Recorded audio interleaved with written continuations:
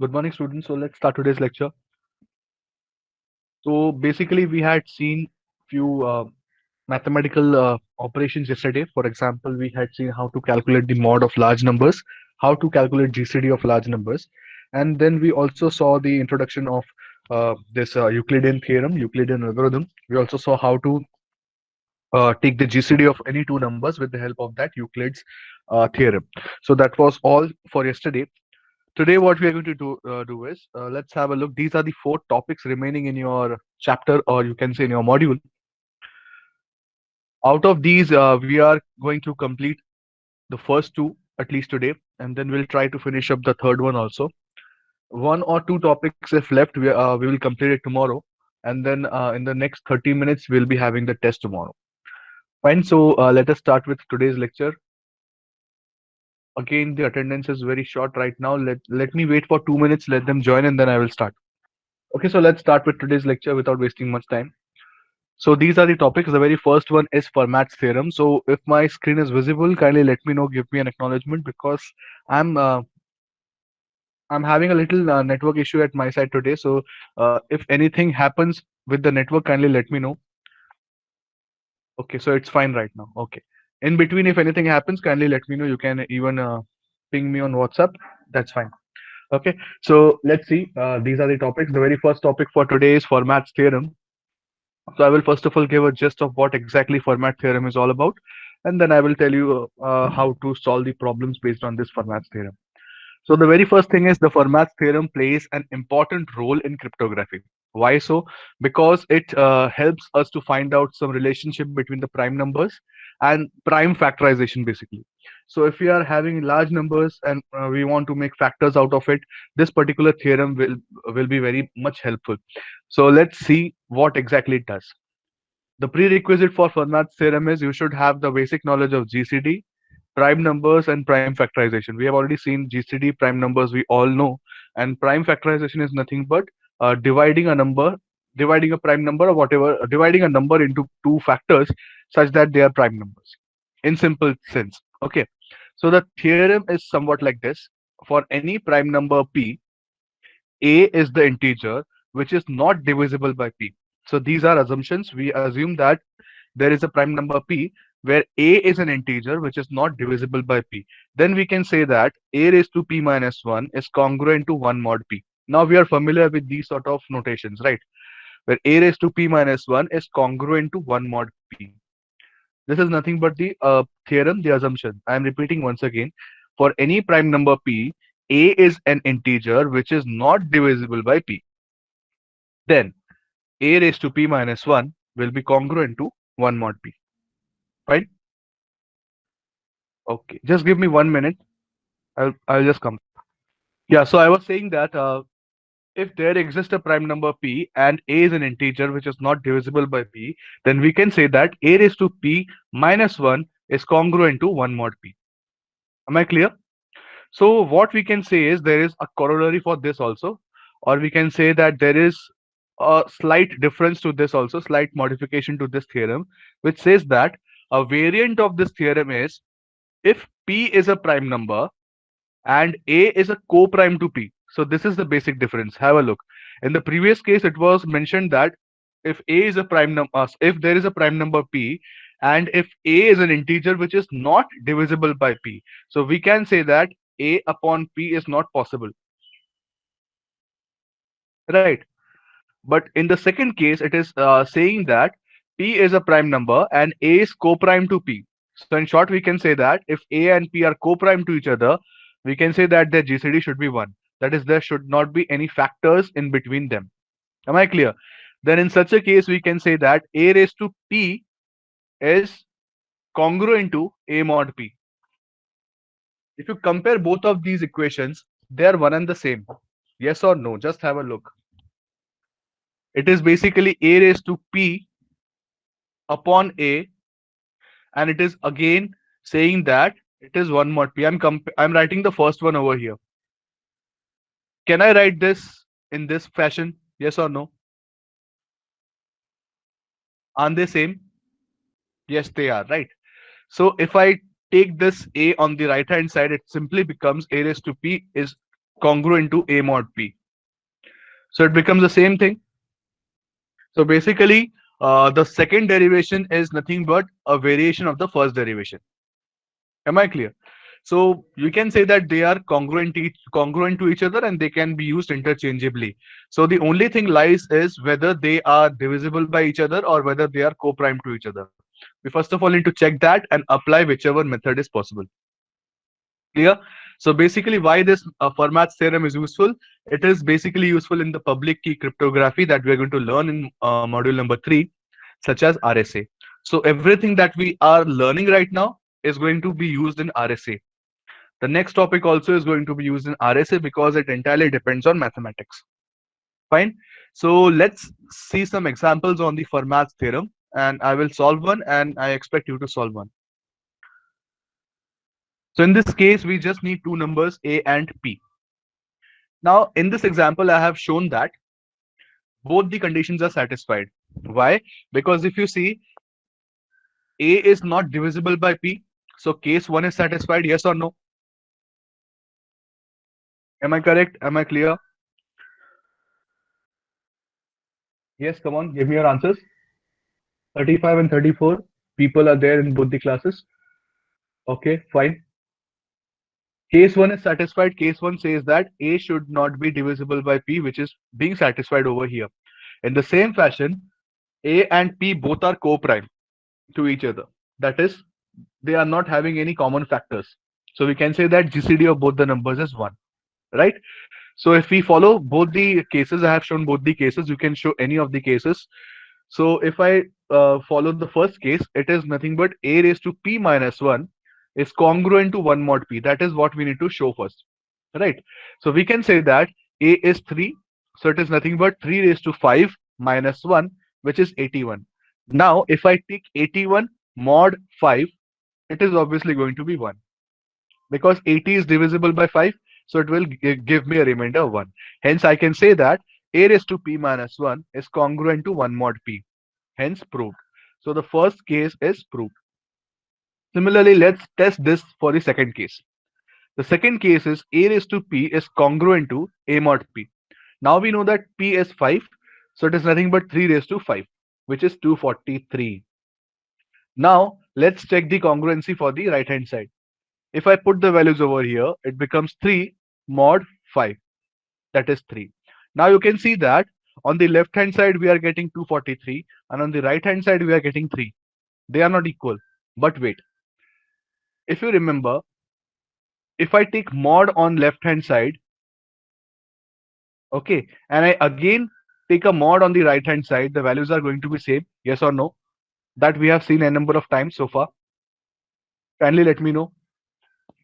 If I again take a mod on the left hand side and take a mod again on the right hand side, are the results going to same on the right hand side? Obviously, 3 mod, the previous answer was 3. So if I take 3 mod 5, it is going to be 3 only on the right hand side. But there will be certain changes on the left hand side. Yes or no? Kindly let me know. Come on, quickly.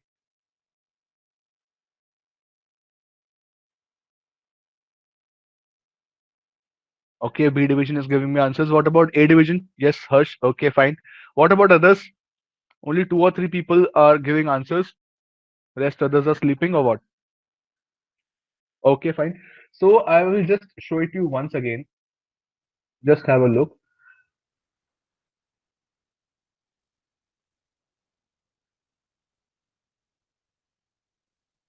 See, I'm writing this once again to make things clear.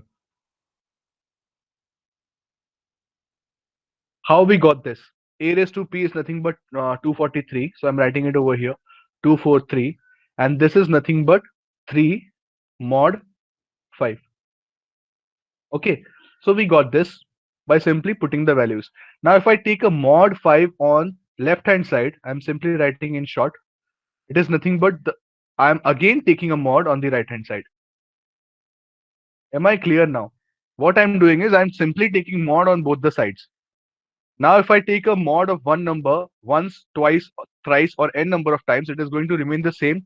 So I can say that this particular part over here will remain 3 only, irrespective of how many times I perform the mod. But what will happen over here on the left hand side, it will be reduced to 3. Yes or no? Just have a look and tell me. Is it clear or not? Find the simplest explanation possible. So now we can say which whatever number of times I take the mod on the right hand side, it's going to remain the same, because obviously 3 is less than 5. So it will be highlighted as 3 only. But on the left hand side, it was 243 earlier. After I took a mod of it, it became 3. Fine. So now I can say that LHS equal to RHS, hence both the conditions are satisfied. Fine. So this was just the derivation of the theorem. Let's take a real example and solve it. Okay, take this question. Solve 6 raised to 10 mod 11. I want you to solve this. Okay, I will show you how to solve this, and then I will give you one practice problem. Just compare this with the formula, with the theorem given to you. Obviously, 6 is not divisible by 11, so I can stick with the first expression. That is a raised to p minus 1 congruent to 1 mod p. Am I clear? How to solve it? They are also, yeah, they are not co-prime because they can be co-prime. Yes or no? They can be co-prime, I guess, because 6 and 11 doesn't have any common factor. So I guess both of the conditions are getting satisfied. But by default, we stick with the first one. If it is not getting satisfied, we then move with the second one. But generally, it doesn't happen. If the first is satisfied, the second is also 90% it is getting satisfied. But initially, we stick with the first one. If it fails, then we move on. Fine. So let's have a look. It is 6 mod 11. So obviously, first one is getting satisfied because 6 is not divisible by 11. Right? It is not possible. So what we do is, it is a raised to p minus 1 congruent to 1 mod p. So if you compare this with your existing expression, it becomes p minus 1 is nothing but 10. Yes or no? If you compare this with your existing expression, it is clear that p minus 1 is equal to 10. Then you will get that p is equal to 11. Is it clear? Yes or no? By default वैसे भी यहाँ पे समझ रहा है कि p11 है, but in some cases it might be not so. So you have to check the powers and then compare. So it is p minus 1 is equal to 10. So we can say that p is equal to 11 and a is equal to 6. So we have now got the values. Now you simply need to put it and check whether it is satisfying the equation or not. Now how to do this? So basically this problem is useful if you need to find the mod of huge numbers or large numbers. In this case, the example is 6 raised to 10 mod 11. It is nothing but a calculation. If you do it by any of the methods, the answer is going to remain the same only. So let's try using Fermat's theorem. So what this equation says is, according to the expression a raised to p minus 1 is equal to this, so and so. So what is p? P is 11, right? So if I put it in this equation, it becomes 6 raised to 10 is equal to 1 mod 11. Now I need to break that 6 raised to 10 into different powers. This is what we call as factorization, prime factorization, or whatever you want to call it. So it is basically I'm dividing that power of 10 into different groups of powers of 2. So it's basically 2 raised to 1 and 2 raised to 3, whatever it is. Are you getting an idea? What I'm doing is I'm basically dividing it into two groups over here. One group is nothing but, you can see it is 6 raised to 8. So I can simply say that it is nothing but 6 square raised to 3. Yes or no? Yes or no? And on the right hand side, it is 6 square. So what I'm doing is, to avoid multiple combinations of operations, I'm simply substituting them by the powers of 2, just to avoid any complexity. Right? Answer is 1, obviously. Am I clear? Are you clear what I'm trying to do? I'm basically converting all those powers. For example, 6 raised to 10 might be lengthier to solve. So I'm converting them into powers of 2 so that they can be easily solved. You have already seen yesterday that how we can carry out the GCD, how we can take out the mod of large numbers. Same technique over here. If you are comfortable with solving it in one shot, you can do it. This helps in solving it quickly, right? So what I'm doing is I'm simply converting them into powers of 2. So 6 raised to 8 can be written as 6 square raised to 3. And similarly on the right hand side also I'm getting 6 square. So if we take the output, the calculations, it is very simple now. It becomes 4 into 3.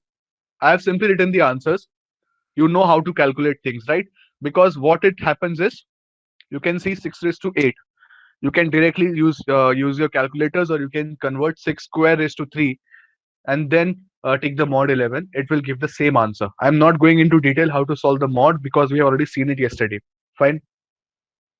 So it becomes 4 into 3 mod 11. 4 3s are 12. 12 mod 11 is equal to 1. The answer should be 1 only, because see this expression. If I take a mod on the left hand side and this mod gets cancelled out, the answer remains 1 only. Clear? So whatever you get, the answer should be 1 only. If your calculations are correct, it should give you the answer as 1. So finally, we will get this as 1. Am I clear? Fine. In this case, it is giving answer as 1 only. So shall I move ahead?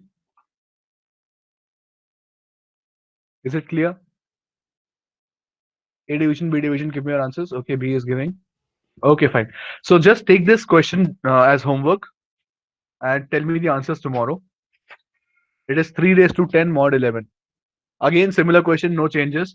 P is again same. A is changing. It is 3 now. Okay. So solve it later on and tell me the answers later. Fine. Or I will just give it as a question in your feedback form. You can give the answers over there. I will give you 10 minutes extra. Fine. So let's move on with the next topic. We have completed the Fermat theorem. Next concept is what we call as the Euler's theorem or Euler's theorem, whatever you want to call it. So this Euler's theorem is basically consisting of two things, which we should know. First is the theorem itself, and second is the Euler's totient function, which is very important again from the third chapter point of view, that is RSA, public key cryptography. So just have a look what exactly the Euler's totient function is all about. Just go through this definition once. We call phi of n as the Euler's totient function. Just remember this term. You are going to make use of it later on in module number 3. Phi of n. Phi of n is called as Euler's totient function. Now, what is the use of it? It is basically saying that how many numbers are there between 1 and n minus 1 that are relatively prime to n. So if we give a value, if we give a number n, we need to find out how many numbers are there between 1 to n minus 1 that are relatively prime to n. Am I clear? So the example is, if n is equal to 4, phi of n, that is phi of 4, will be the numbers which are relatively prime to n. So as you can see, 1 and 4 doesn't have any other factor except 1. Similarly, 3 and 4 doesn't have any other factor except 1. 2 cannot be a factor because 2 and 4 can be divided by 2 as well as 1. Am I clear? So basically the GCD of both the numbers should be 1. That is the concept.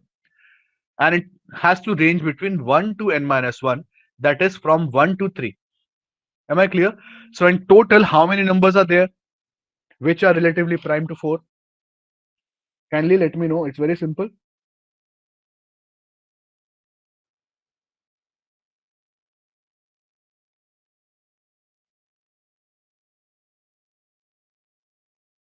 Yes, give me answers. How many numbers are there which are relatively prime to 4? That is what I'm asking. Very simple question. 1 and 3, correct. So basically two numbers. So we need the count. So for example, in this case, if n is equal to 4, the numbers which are relatively prime to 4 are 1 comma 3, or the count will be 2. Fine. This is what is being explained in the Euler's torsion function. That is how many numbers are there, how many factors are there of that number. That is what we need to find out. Based on this, we are going to use this particular concept in the next theorem. That is what we call as Euler's theorem. So just have a look. The theorem is like this.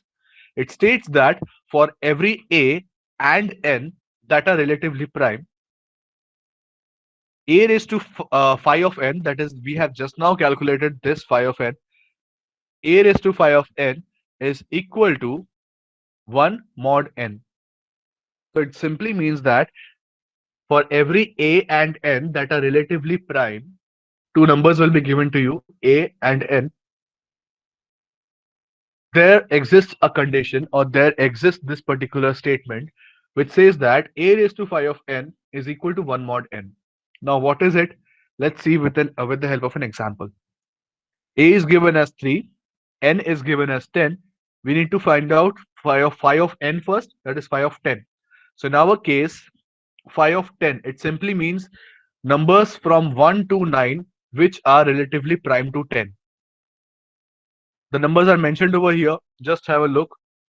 The numbers from 1 to 10, sorry, 1 to 9, which are relatively prime to 10, or whose GCD should be 1. 1 will be there by default, right? 2 cannot be there because 2 divides 10, right? What next? 3 is there. Yes, because there is no factor between 3 and 10. 4 cannot be there because 2 is a common factor. 5 cannot be there, obviously. 6 cannot be there because they are divisible by 2. 7 can be there because they are relatively prime. 8 cannot be there. And with the same logic, 9 can be there.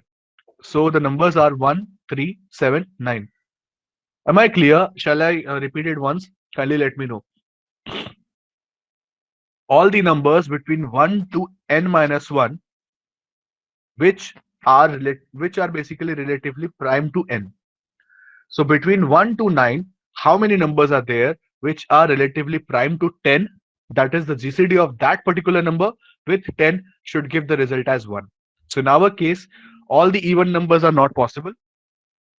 It's very clear, all the even numbers are not possible, and except 5, all the odd numbers are possible. Because 5 divides 10, right? Clear? Okay, fine. So what else? What next? How to move ahead? It's very simple now. We have got all the basic formulas, basic values. Just put it in this expression and you will get the answer. So according to our expression, a raised to phi of n. So it is basically 3 raised to phi of n. What is phi of n now? Phi of n is this, right? The count. Count is 4. We don't need the numbers, we need the count. So phi of 10 is basically 4 now. So I have simply substituted the value of 4 over here. So it becomes 3 raised to 4 is equal to 1 mod 10. That is what we need to find out first. So what is 3 raised to 4? It is 81. And we know that 81 mod 10 will obviously give me an answer 1. So as you can see, LHS is equal to RHS, hence proved. It's very simple to prove, don't worry. Only you need to remember the expression. That's it. Am I clear with this? Again, it comes for 5 marks question.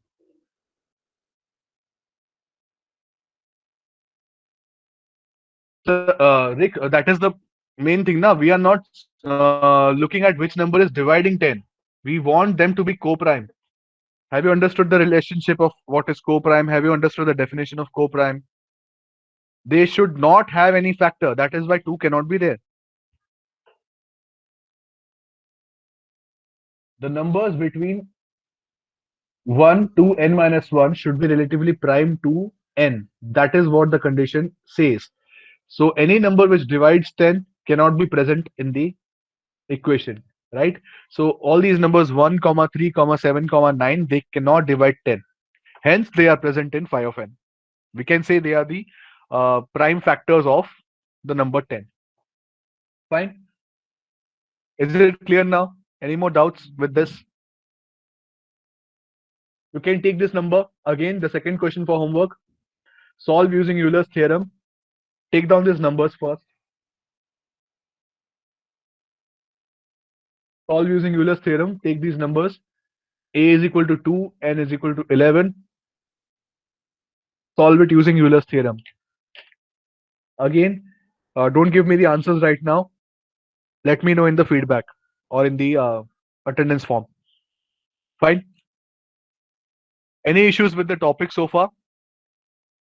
Can we move ahead? Kindly let me know.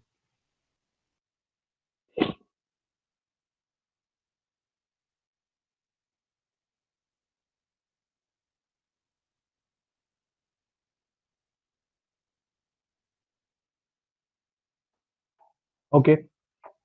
Okay, fine. So we have completed two topics so far. The last topic, probably the last topic for today, is Chinese remainder theorem. It will take some time. It's a lengthy definition derivation, so it will take some time to explain, and then I will give you some examples to solve. Okay. So first of all, understand what this theorem is all about. There was one very famous problem presented. It mentioned that the case study is like this. There are certain numbers which, when repeatedly divided by 3, gave a remainder of 2. Similarly, there were some numbers which were repeatedly divided by 5, the remainder was 3. And if divided by 7, the remainder used to be 2. The number is same only. Yeah? The same number which, when divided by 3, gave a remainder of 2. The same number which, when divided by 5, gave a remainder as 3. And finally, if divided by 7, gave a remainder as 2. What will be that number? Can you find out? Just try. A number which, when divided by 3, gave a remainder as 2. The same number, when divided by 5, gave a remainder as 3. And if divided by 7, gave a remainder as 2. What could be that number? You have to find out this particular number x. That was a very popular puzzle that time. For this is why what we call as a Chinese remainder problem. This led to the derivation of this theorem, which is what we call as Chinese remainder problem. The number is same, but when divided by different values, give different remainders. Am I clear? Is the question clear? Yes or no? The question is like this. There is a number x, which, when divided by 3, this is just an example I'm giving. The number x, when divided by 3, gave a remainder 2. The number x, when divided by 5, gave a remainder as 3. And the number x, when divided by 7, gave a remainder as 2. So what could be that number x?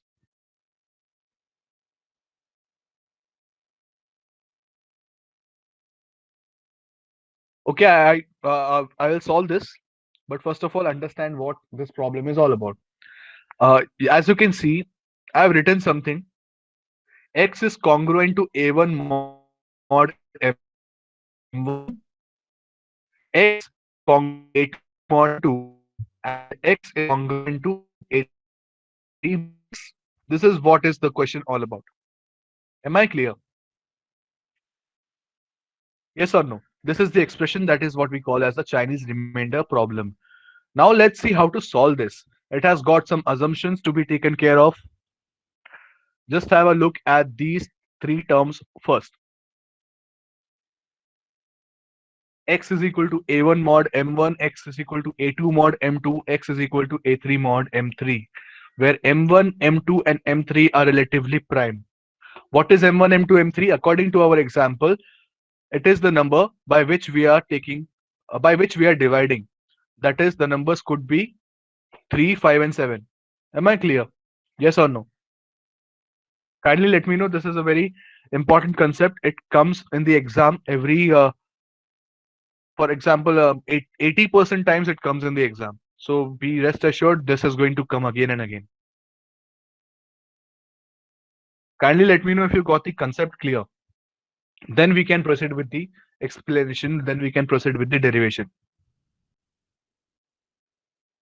Okay, Harsh. The question is very simple. there is a number which when repeatedly divided by 3 gives a remainder 2. The same number which when repeatedly divided by 5 gives a remainder as 3, and if it is divided by 7 it should give a remainder as 2. So what is the value of x? That is what we need to find out. And these are the expressions given. X is equal to a1 mod m1, x is equal to, not equal to, it is congruent to a2 mod m2, and x is congruent to a3 mod m3. We need to find the value of x. Even if we forget the above explanation, just focus on this particular expression. That's it. This expression is given to you, and based on this expression, you need to find out the value of x. Am I clear now? Yes or no? Based upon this expression, we need to find out the value of x. Okay. Okay, fine. So let's see how to proceed with this. It's a lengthy algorithm, so let's focus on each of these parts carefully. We can say that M1, M2, and M3 should be relatively prime. These are the assumptions of the algorithm, where M1, M2, and M3 are relatively prime. So whenever I'm saying relatively prime, it simply means M1, the corresponding GCDs should be 1. That is, if I compare M1 with M2, their GCD should be 1. If I compare M1 with M3, their GCD should be 1. And finally, M2, M3's GCD should also be 1. So all these three numbers should be relatively prime to each other. Am I clear? What is M1, M2, M3? Kindly let me know that once again. You have to be clear on this. The number by which we are dividing the value x. For example, 7 mod 3. So 3 will be M1. Correct. That 357 is just an example given. You can stick to it. I will give you a fresh example to solve. Okay, fine. So basically the mod value. 7 mod 3. So 3 will be the M1 value. Fine. So let's stick with this. We have seen what is M1, M2, M3. Now we need a value capital M. So don't make mistakes over here. Lower cases, upper cases, they are going to have some significance over here. Fine. So we need to find out a value capital M, which is nothing but a product of all the mod values present. So it is capital M is small m1 into m2 into m3 till how many m values are present, mr values, right? In this example, I have given just 3 numbers. In the exam, you can have 3, 4, maximum 4. Okay, but in general, this is the formula for calculating m. M is nothing but the product of all the mod values, capital M, right? Fine. So based upon this, this is how we can calculate the value of x. Now this is all given in the theorem. You have to stick to this only. Based upon this expression, then you can solve your problems. Just have a look what exactly this x is all about. X is nothing but m1, x1, a1. I will explain this. Don't worry what this is exactly. I will tell you. Small x, that is what we need to find out, is m1, x1, a1 plus m2, x2, a2 till mr, xr, ar mod capital M. Now, how did we find this particular m1, x1? Just have a look at the very first expression over here. This one. This one I'm talking about. Just have a look at this. What is x? X is congruent to a1 mod m1. Right? So what I can do is, I can write it like this. Just have a look. It is same only. Yes or no? I can put a value 1 in front of a1. Yes or no? Kindly let me know. Yes. Okay. Now, this is what we call as MIXI. Now, MIXI is nothing but it is 1 mod M1. It is also again given. It is assumed. It has been calculated. So we are not going into the depth of it. It's given. So we simply need to follow it. MIXI is given to be 1 mod MI. So what we are doing is, instead of this term 1 and mod MI, I am substituting that with MIXI. Am I clear now? Yes or no? Because if you know, if I take the mod to the left hand side, it remains the same only. So I can do these changes, yes or no. That's why I've written it over here. Just have a look once again. I'm explaining these terms once again. X is composed of M1, X1, both in capital, dot A1 plus M2, X2, A2. This has been achieved from the very first expression, that is this one. So basically what we are doing, we are adding all these values, X, X, X, till infinity or till R. And this is the result we are getting. M1 X1 A1 plus M2 X2 A2 till MR XR AR and the whole mod with the total M value.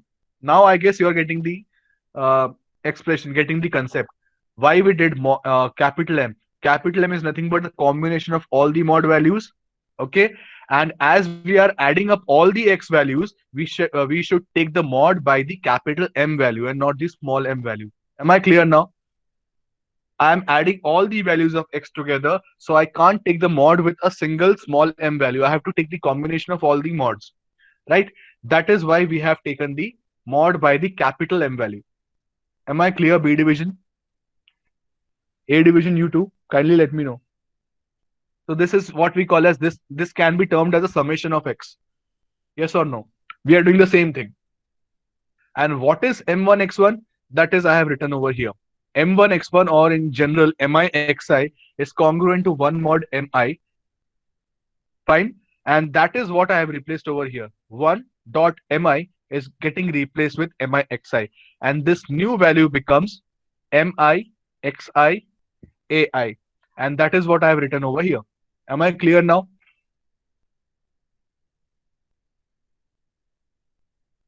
I will tell you, Jimit, one by one. What is capital X? I will tell you. I will let you know.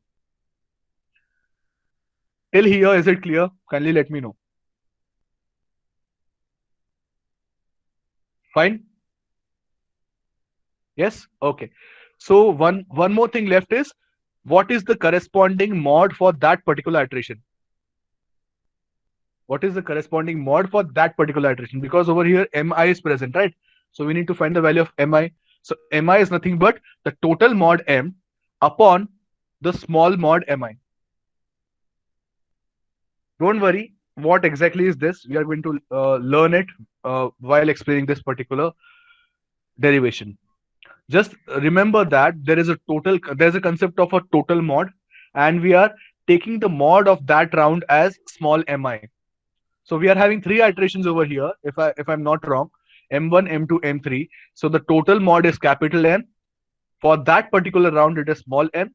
And if we need that I value in the formula, we need capital MI. And that is calculated using this formula, the total mod upon the mod for that round. So in case if I have the total mod as 125, this is just an example I'm giving. If I'm having the total mod as 125 and the corresponding mod for this is 5, then mi will be 125 upon 5. Am I clear? Fine. In the same way, you have to calculate mi for each and every round. Shall we move ahead? Kindly let me know. This is a little confusing, so don't worry. I will try to make it as simple as possible. Yes, fine. So let's proceed ahead with the explanation of this. What is xi, what is x1? I will tell you each and everything in detail. Fine. So far we have done it. Now let's move on with an example. And in the example, I will tell you what exactly is x1, capital X2, x3, etc. So this is a problem given.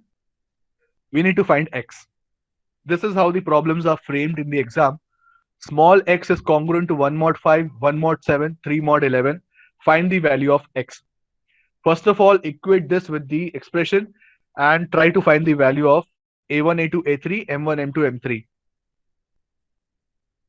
According to the expression, we can say that a1, a2, and a3 are 1, 1, 3.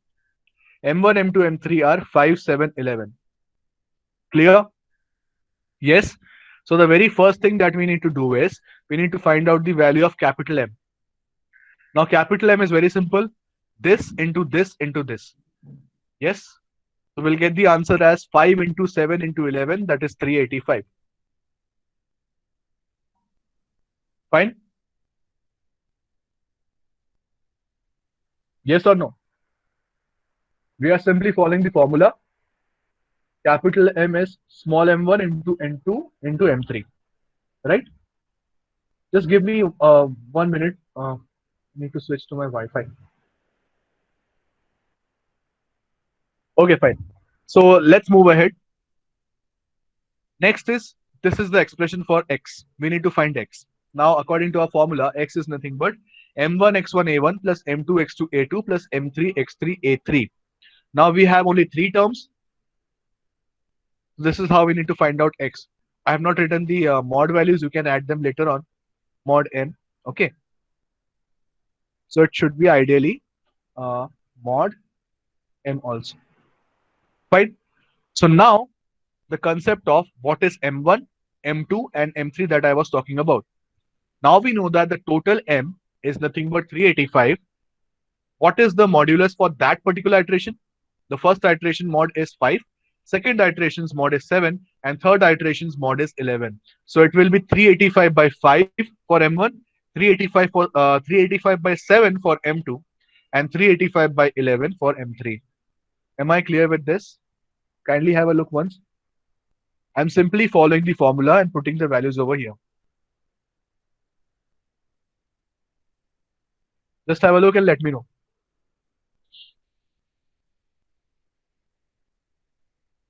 Yes, class, kindly let me know your answers.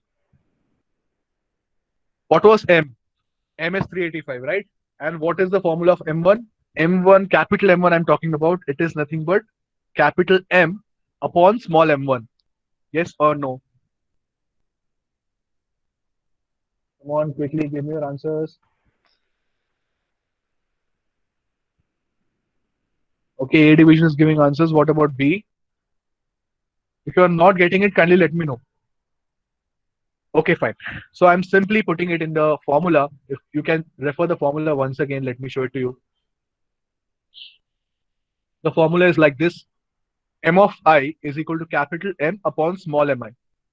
That is what we have done. 385 upon 5, 385 upon 7, and 385 upon 11. And we got the values of M1, M2, M3, capital M1. Fine. Now what next? Now, as Jimit was asking, what is X1? See, we need X1, X2, X3. We'll calculate those values by using this formula. Just have a look. This one. Okay. MI XI is 1 mod MI. So that is what I have done over here. What is M1? Capital M1 is 77, as you have got it from here. Capital M2 is 55 and capital M3 is 35. So what will be the new expression?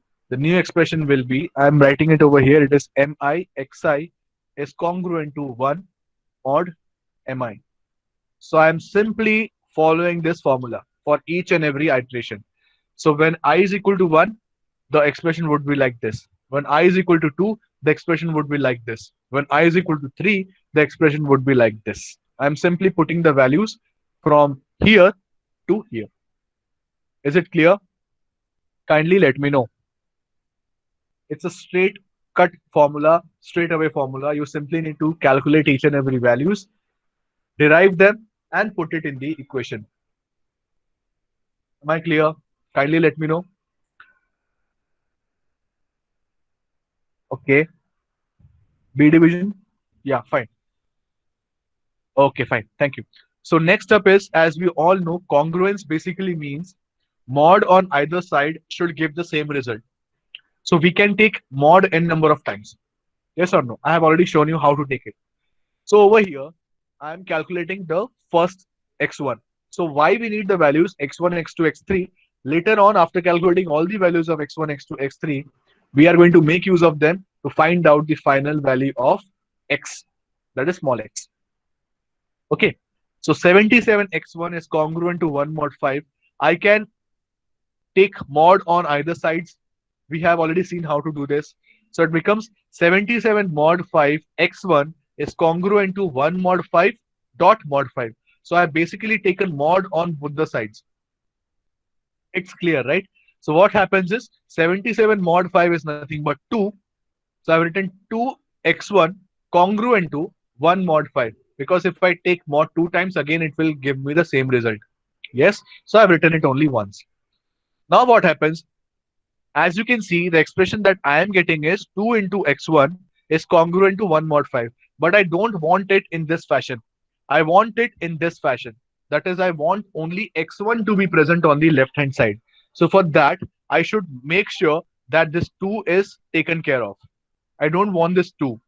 So what I will do some kind of operations here and there so that at the end I only get the value as x1 on the left hand side. So what I will do is I will multiply this with 3. Now why I'm doing this? If you check carefully over here, 6 mod 5 will give me an answer 1 over here. Yes or no?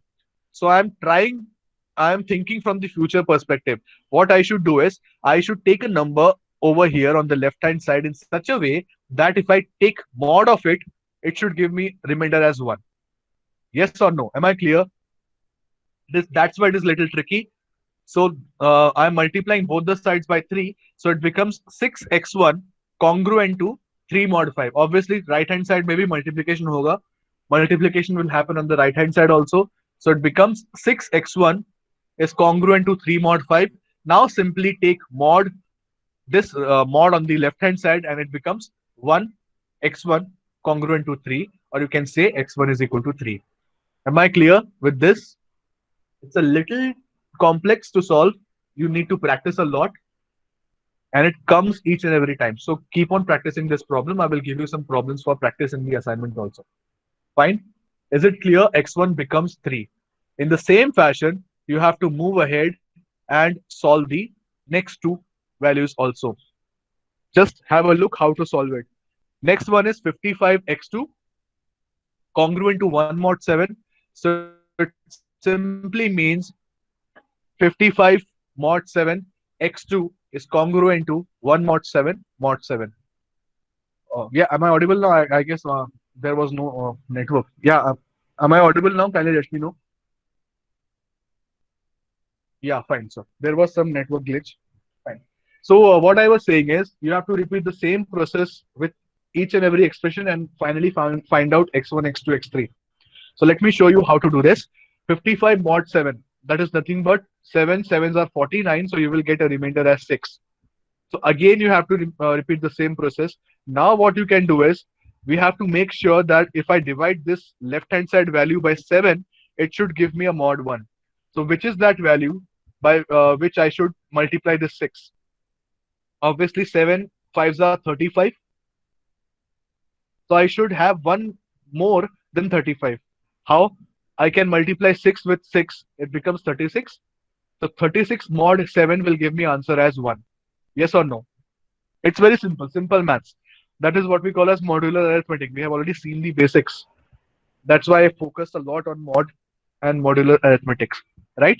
So you will get the answer as 36 mod 7. That is nothing but 1. Obviously, you have to multiply 6 on the right hand side also, and you will get the answer x2 as 6. Am I clear? Kindly let me know. Let's find out the final one. It is a little lengthy kind of a problem. It will at least come for 10 marks. Yeah. Fine. So let's wind up with the third one. Third one is 35x3 congruent to 1 mod 11. Again, do the same operations again and again, and you will get something like this. It is very simple. 2x3 is congruent to 1 mod 11. Now I know that I have to get the value on the left hand side plus 1, then the value of the mod. So the mod is 11. I need to convert this 2 into any value which is 1 more than the mod. So it can be 12. It can be multiple of 2, for example. It can be 23. It can be 34 and so on. Are you getting it what I'm saying? It has to be 1 more than the mod of 11. So it can be anywhere between 12, 23, 34, 45 and so on. Because it is nothing but 1 plus the factor of 11. Multiple of 11. So it is nothing but 11, 22, 33 and 44. So in the same fashion, you can multiply this 2 with 6, you will get 12. We always try to multiply it with the least possible value, which is 6 in this case. Okay, so you will get the answer as x3 is 6. Now coming back to the main question, what is this small x? Now, as you have got all the values which were required, you can simply put all those values in this equation and get the answer, yes or no. Kindly let me know. The formula is like this: m1 x1 a1 plus m2 x2 a2 plus m3 x3 a3 mod m. So now you have got the values of capital M1, capital X1, m2 x2, m3 x3, and so on. So will you be in a position to solve it? Yes or no? It's very simple. Just make sure you don't make any mistakes. The calculation is straightforward. It is not having any confusions, I guess. But the only thing is, don't make any mistakes while solving it. It might be lengthy, but it is quite scoring. Yes or no? Kindly give me your feedback. How you found this particular problem? Is it easy? Obviously, it is a little tricky to solve because you are doing it for the first time. But with practice, it will be easy. It will eventually get easy. Yeah, Harsh, that is what I'm saying. It is a little confusing to understand because it's having n number of expressions in it. Just remember this expression, the very first expression. That is the main thing. If you remember this expression, this one, x, what is the expression of x? m1 x1 a1 plus m2 x2 a2. That is the main expression. If you remember that, correct. It is easy, but it needs a lot of concentration. So don't leave this question for the end. If possible, complete it at the very beginning of the exam.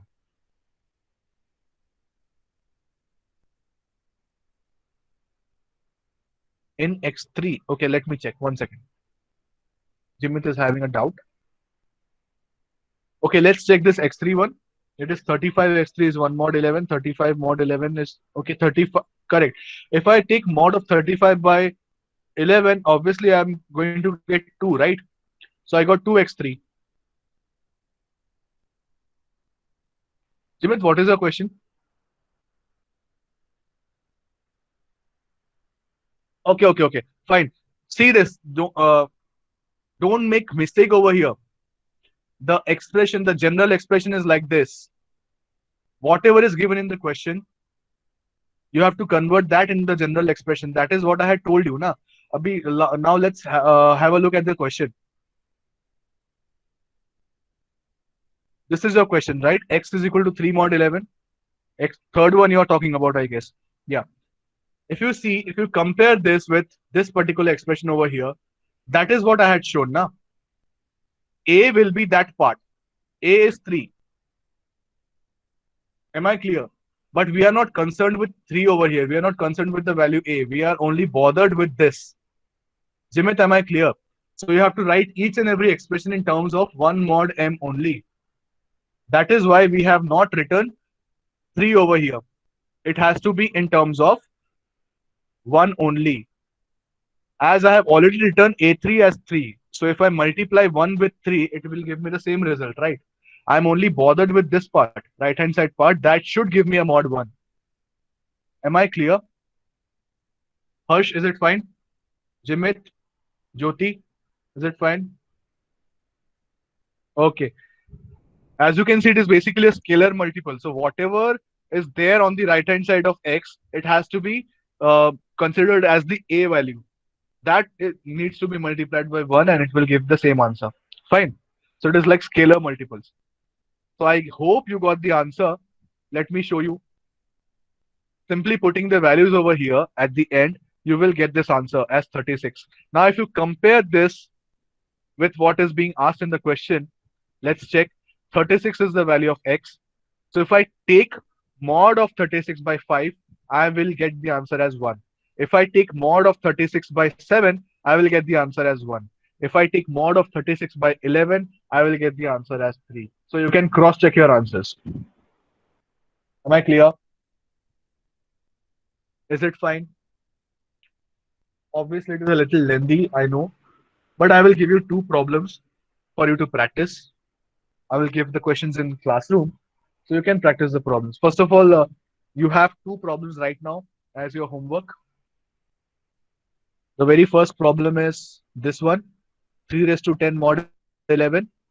And the second one is this, solve using Euler's theorem. So you still have 3 to 4 minutes. I will just drop in the attendance link. Solve these problems. I will keep the attendance link active for the next 10 minutes. Solve it and update your answers over there. Fine. So can we end the session over here? If you're having any doubts, kindly let me know. How to calculate that multiply part 2 for mod to get 1. Vinay, precisely which one are you asking? Which Can you let me know which one are you asking?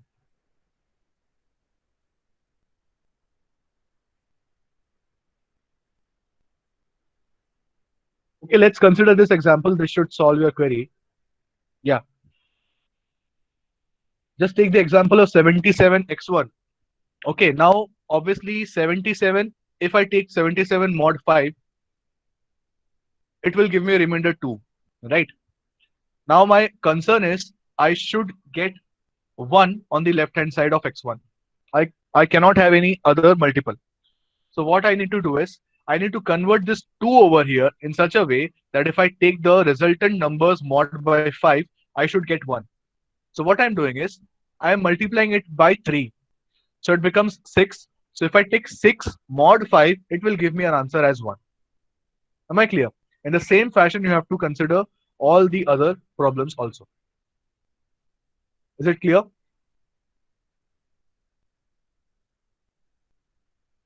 Okay, fine. So I'm dropping in the link, and only one topic is left in this module, which is steganography. It's a very short topic. You must have studied in multimedia systems. So I will just give a revision of that. And if any more topic is left, I will complete in 30 minutes maximum. And then you will have your 30 minutes test tomorrow. Till today, whatever topic has been covered, any MCQ or any problem can be asked tomorrow in those 30 minutes. Obviously, the question will be according to the time limit given. So don't worry. You will get ample amount of time. Jyoti, I won't reveal the answer now. I will drop it in Google Classroom. 6 raised to 8 mod 11. Which one?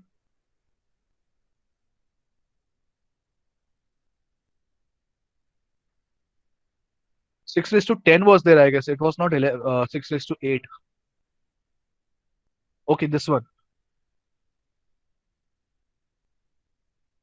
How I got 4? Okay. Jimit, yesterday also, I guess you had the same doubt. I'm again repeating this. I'm taking 2 minutes extra just to solve this to avoid any doubts. Now, what is 6 raised to 8? It is basically 6, 6 square, 6 raised to 4, and then 6 raised to 8, right? So what I'm trying to do is, again, have a look. You had this doubt yesterday also. So 6 mod 11 is nothing but 6. What will be 6 square mod 11? It will be square of the previous step, that is 36 mod 11. Now what is that? It is 3. What will be 6 raised to 4 mod 11? It will be square of the previous step, that is 9 mod 11. And 9 mod 11 is 9. What will be 6 raised to 8 mod 11? It will be 81 mod 11. Yes or no? Answer is 4. Am I clear now? This is the most simplest way of solving the mod. Fine. Yes, Rick, I will upload today as well as yesterday's lecture in a short while. Thank you. So I guess that is all. If you are having any more queries, you can ask me, or else I will stop the session. Fine. Find the attendance link and drop in your answers. The link will be active for the next 10 minutes, so kindly use it before your next lecture. Thanks.